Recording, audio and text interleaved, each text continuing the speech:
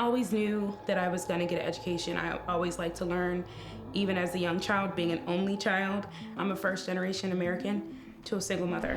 When it came time for me to go to college, there was not a lot of guidance there. My mom wasn't familiar with the systems, applications. Like, I learned for the first time you had an application fee. College not being tuition free is itself already a barrier.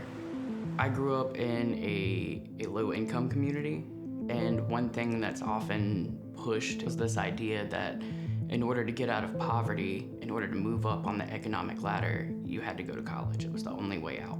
I always knew, coming from the background that I did, that like student loans were gonna be inevitable for me no matter where I went to school.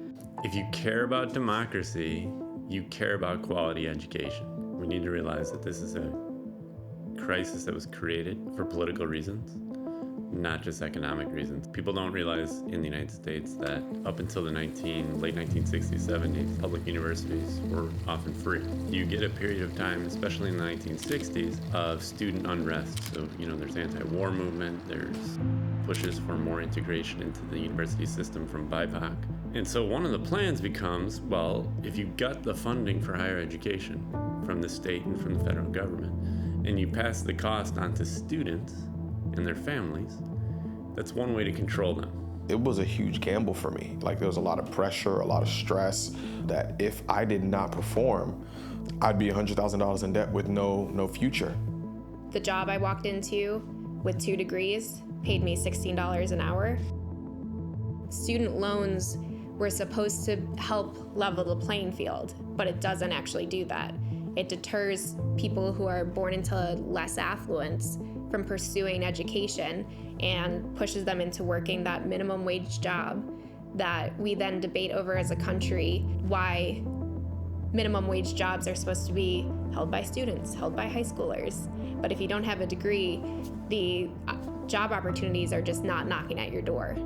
Like you want to better yourself, you want to enter the workforce, you want to make an official contribution to society, and you go to school to get a degree to do that, and then it turns out that it comes at a cost that is usurious. This isn't a theoretical idea. Cancel it.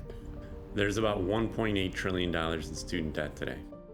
That's held by around 47 million Americans. But of that 1.8 trillion, 66% is held by women. When you break that down even further by race and other categories, you see that the populations with the highest debt loads and the most difficulty paying off the debt are Black women.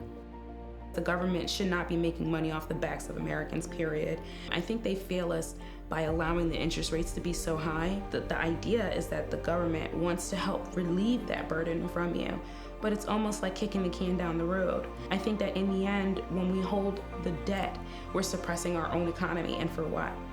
To burden the people who needed a little bit more help, and then to shame the people for needing a little bit more help because they're born into less affluence, where is their justice in that?